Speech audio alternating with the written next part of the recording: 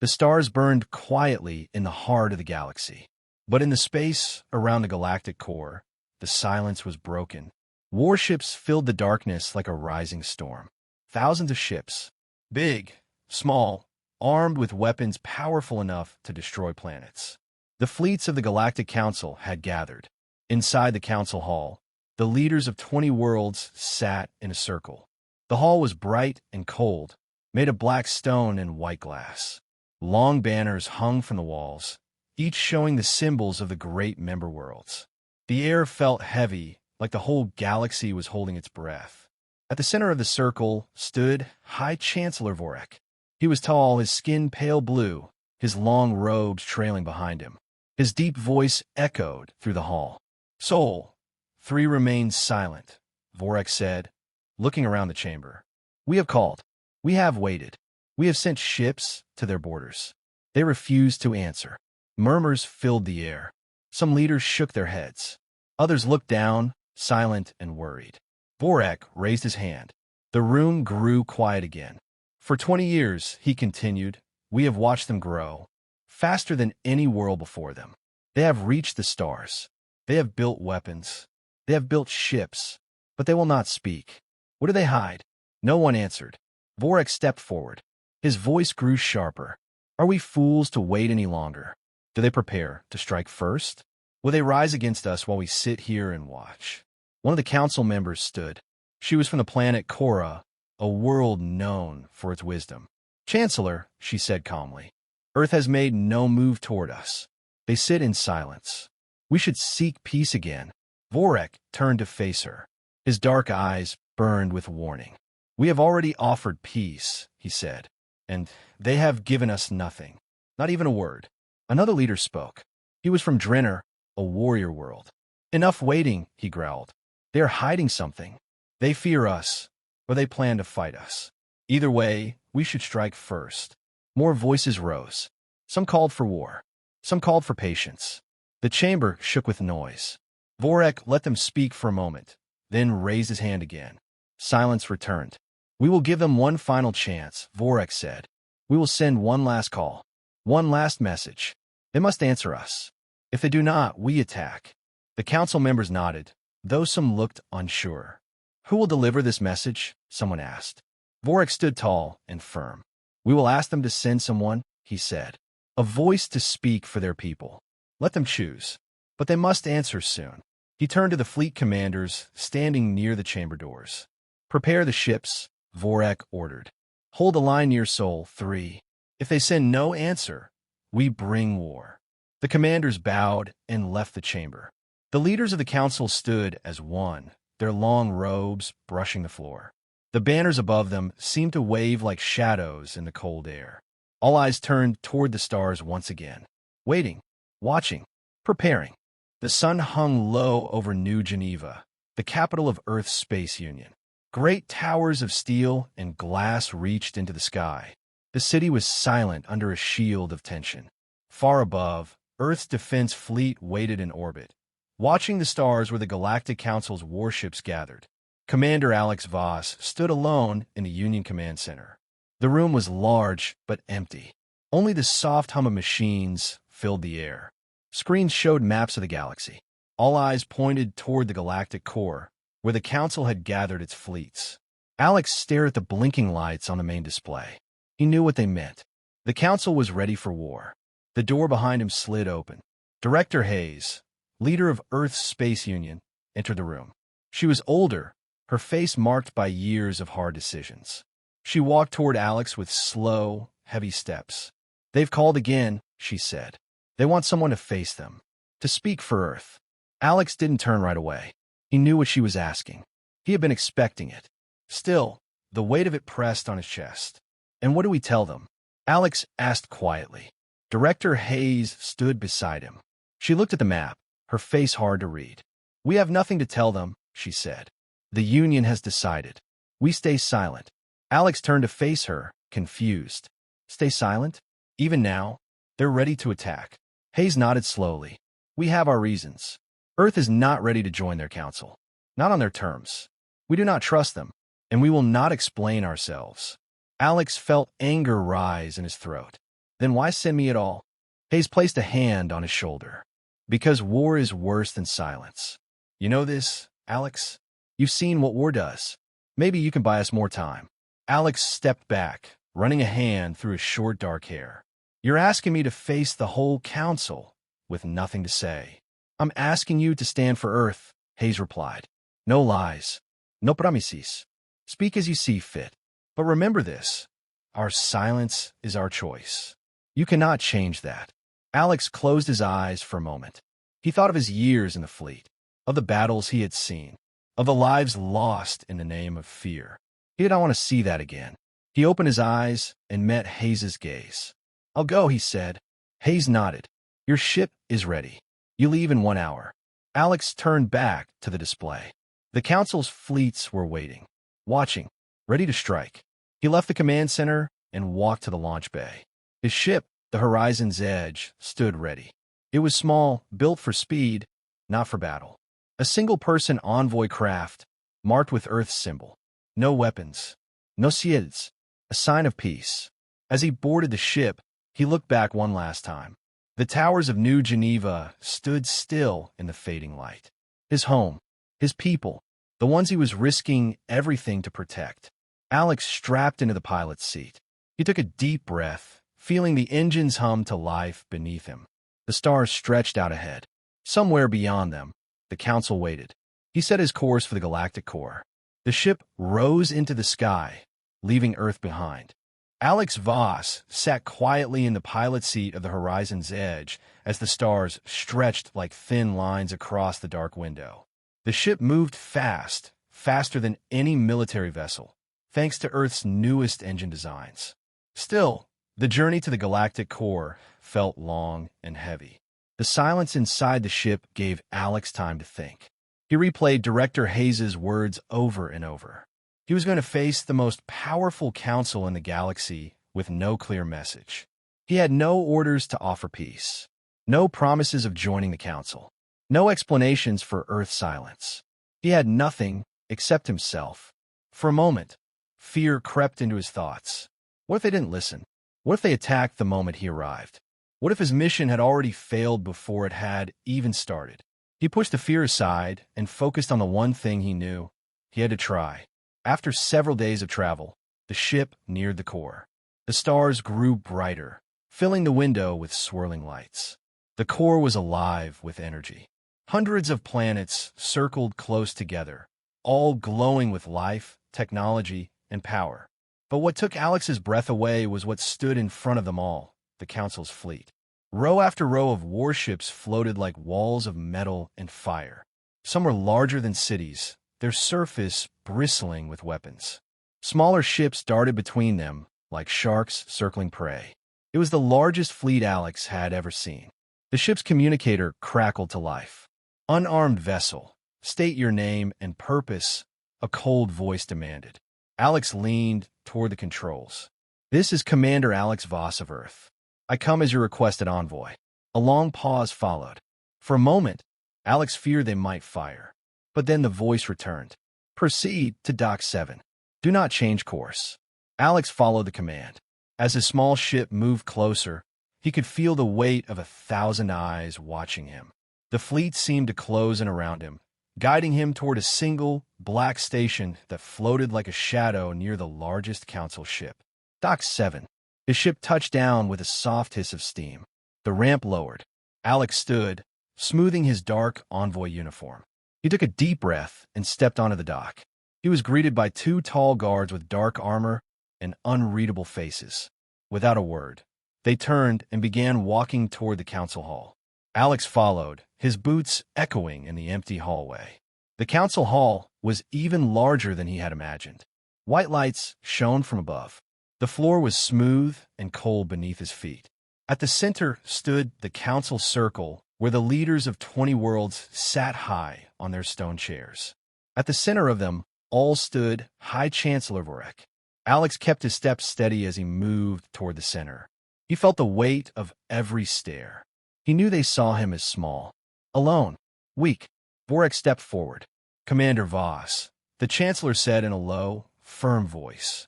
You come to speak for Earth? Alex nodded. His throat felt dry, but his voice stayed steady. Ido. Vorek raised his hand. The guards stepped back, leaving Alex alone in the circle. Earth has been silent for many years, Vorek continued. We have called. We have waited. Now you stand here, empty-handed. Alex looked around at the leaders. None of them smiled. None of them looked kind. All he saw was fear and anger hiding behind cold faces. Yes, Alex answered quietly. I bring no message. Earth remained silent. A wave of low voices filled the hall. Vorek raised his hand again, calling for silence. Then you have already failed, Vorek said coldly. If you bring no answer, then you bring nothing. The council stands ready to act. Alex took a step forward. He had come too far to back down now. I have no message, Alex said, but I have come to listen, to speak, not with orders, but with truth. I ask you to hear me. Vorek narrowed his eyes. The room grew quiet again. Speak then, Vorek replied, but choose your words carefully. You carry the weight of your world. Alex stood tall. His voice was steady, but inside, he knew the storm had only just begun. Alex Voss stood alone in the center of the council chamber. The leaders of 20 worlds stared down at him. Their faces were carved in stone, showing no hint of trust. The room felt colder than before. High Chancellor Vorek stepped forward again, his voice deep and sharp. You say you come with no message, Vorek said, yet you stand here. Tell us, Commander, why should we not see this silence as a threat? Alex took a slow breath. He knew there was no right answer. Still, he had to try. Silence is not always a threat, Alex said. Sometimes it is a choice. Sometimes it is fear, but it is not war. Vorek raised a hand. The council began to murmur again, but he waved them quiet. You have had years to answer us, Vorek pressed. We sent envoys. We sent messages. Not once did Earth reply. Is that not a sign of defiance? Alex met Vorek Hartster. Maybe it is a sign of caution, Alex replied, or of distrust, but not of war. Earth fears what the council might do if we step too close. We have seen what happens to new worlds when they enter your rule. The room stirred again. Some leaders shifted in their seats. Some leaned forward. Others whispered behind closed lips. One council member stood. She had bright silver skin and dark eyes like glass. She spoke softly, but her words were clear. Earth builds ships. Earth builds weapons. You reach for the stars, yet you stay silent. What should we think, if not that you prepare for war? Alex took a small step forward, his voice steady. Earth builds because we must. We build to defend ourselves. We build because we do not yet trust the council. But we have not attacked. We have not crossed your borders. We have stayed in our own space. Vorek raised his voice again. Until now, he said, you stand in our chamber. You step before this council, and yet you bring no offer of peace. No promise of loyalty. Only words that circle around fear. Alex knew the next words could decide everything. He could feel the weight of the moment pressing on his chest. But he also knew the truth. I bring no offer because Earth made no offer, Alex said. Earth has chosen silence. That is the truth. But silence is not a weapon. It is not a declaration of war. Vorek narrowed his eyes. Then why come at all? Alex looked around the chamber once more. His voice dropped to a softer tone. I came because war is worse than silence, Alex said. I came to ask you to wait. To watch us, but not strike. We do not wish to join you. Not yet. But we do not wish to fight you either. Vorek turned away, walking slowly back to his place in the circle. You speak well, Commander, Vorek said without turning back. But words are not enough. We must act. We cannot stand by while a world grows strong and stays silent. The council will decide. Vorek waved to the guards. Take him to the waiting chamber, he ordered. Alex wanted to say more, but he knew it would not help. He nodded once and followed the guards out of the chamber. The heavy doors closed behind him with a deep, final sound. Inside the waiting room, Alex sat down. He placed his head in his hands. His heart pounded in his chest. He had spoken all he could. Now, the choice was theirs. He stared at the metal walls around him. There were no windows, no sound, only silence. The same silence that had brought him here. Alex Voss sat in the cold waiting chamber. The walls around him felt like they were closing in. No sound reached him. No word from the council. Only silence. He did not know how long he had been there. It could have been hours or days. Time felt slow and heavy. His hands rested on his knees. His mind ran in circles. He had spoken the truth. That was all he had to give. Yet he knew the truth was not always enough. The council feared Earth. Fear could lead to war. Fear made people blind to reason. The door finally slid open with a soft hiss. One of the guards stepped inside. "The council has reached a decision," the guard said, his voice flat. Alex stood without a word. He followed the guard back through the long hallway. The footsteps echoed around them. When they entered the council chamber again, the air felt different, tense, like a storm about to break. High Chancellor Vorek stood in the center once more. The council members were already in their places. Their faces were cold, their eyes fixed on Alex as he stepped into the circle. Vorek raised his hand. "Commander Voss," he began, his voice as sharp as a blade. "The council has listened. We have heard your words, but they are not enough." Alex's heart sank. Vorek turned to face the other council members. "Earth grows stronger each year. They build ships, but they speak nothing.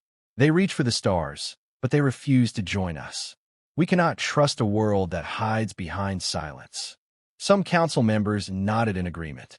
"We must act now, before it is too late," Vorek continued. "Before Earth becomes a threat too great to stop." Alex took a step forward. His voice was firm but not loud. "Chancellor, please. You fear what Earth might become. But fear is not reason enough to destroy us." Vorek looked at him, his eyes like cold stone. "Fear keeps the galaxy safe," Vorek replied. Alex felt the air tighten in his chest. This was his last chance. He took another step closer, standing tall and steady.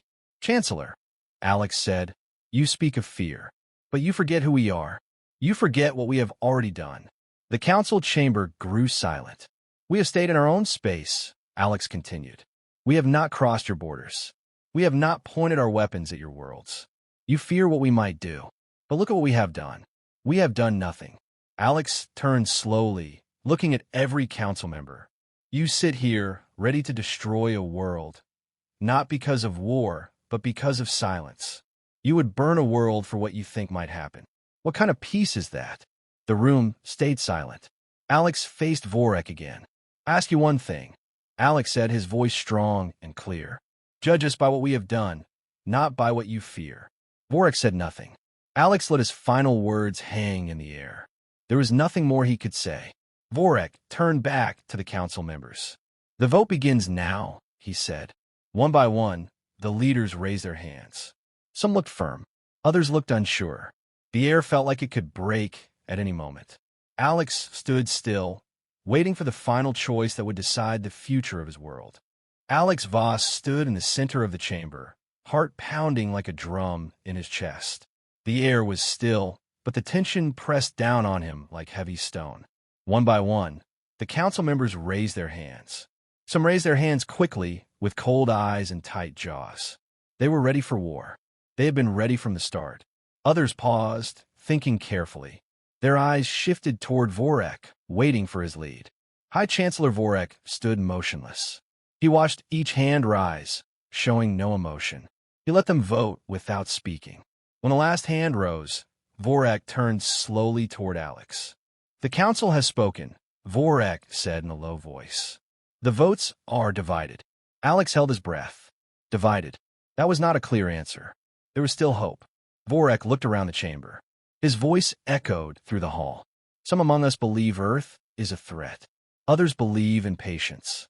This is not the unity we hoped for." He paused and took a deep breath. "I could push for war. I have the power. But I will not," Vorek said at last. Alex blinked, unsure if he had heard correctly. Vorek raised his hand to silence the room. "We will not attack today," Vorek announced. "We will not start this war yet." The council stirred. Some members looked angry. Others looked relieved. The hall filled with soft whispers. Vorek turned back to Alex. "Earth has done nothing to break the peace," Vorek continued. "That is true, but silence is not trust. We will watch. We will wait. If your world takes one wrong step, Commander, we will be ready." Alex felt his knees weaken, but he stood tall. You have my word, Alex replied. Earth will not strike first. We ask only for peace. Vorik nodded slightly, but did not smile. You may leave, Vorik said simply. The guards stepped forward again. This time, their touch was not as hard. They walked with Alex toward the chamber doors. Alex glanced back one last time. The council members were already speaking again, arguing softly among themselves. The banners above them hung still like frozen shadows. The door slid shut behind him with a deep hiss. Alex walked through the long hallway in silence. When he reached the dock, he stopped and looked at the horizon's edge. His small ship stood alone, a symbol of peace that had almost failed. He climbed aboard and sat in the pilot's seat. His hands trembled for a moment, then stilled. He had done it. There was no victory to celebrate, no peace treaty signed. But Earth was safe for now. He set the ship's course for home. As the engines rumbled to life, Alex looked once more at the stars. The council would be watching. The danger was not over, but he had bought time, and sometimes time was the only hope a world had. The horizon's edge lifted from the dock and disappeared into the dark, silent sky. The stars stretched around the horizon's edge as it crossed the deep void of space. Earth was still days away, but already Alex Voss felt the weight of the mission begin to lift from his shoulders. He sat back in his seat, staring at the dark screen in front of him. No messages came from the council. No ships followed him. No warnings. For now, there was nothing but silence. But this silence felt different. Alex knew the council was not finished with Earth. They would keep watching. Their ships would stay close to the edge of human space. The smallest mistake could bring them back to the brink of war. But they had not attacked, and that was more than he had hoped for. He reached for the small communication device on the side panel. With a steady hand, he opened a channel back to Earth. This is Commander Voss, returning from Council space. He spoke clearly. Mission complete. Earth is safe for now. He leaned back again and closed his eyes for a moment. Safe. It was a fragile word. It could break at any moment. But it was real. A soft tone from the ship's computer brought his attention back to the controls. The ship had reached Earth's border systems. The pale blue light of Earth's sun began to shine ahead. Soon, New Geneva came into view below the clouds. The great towers of the city stood tall, just as he had left them. Alex landed the ship at the Union Command Center. As he stepped off the ramp, Director Hayes was already waiting.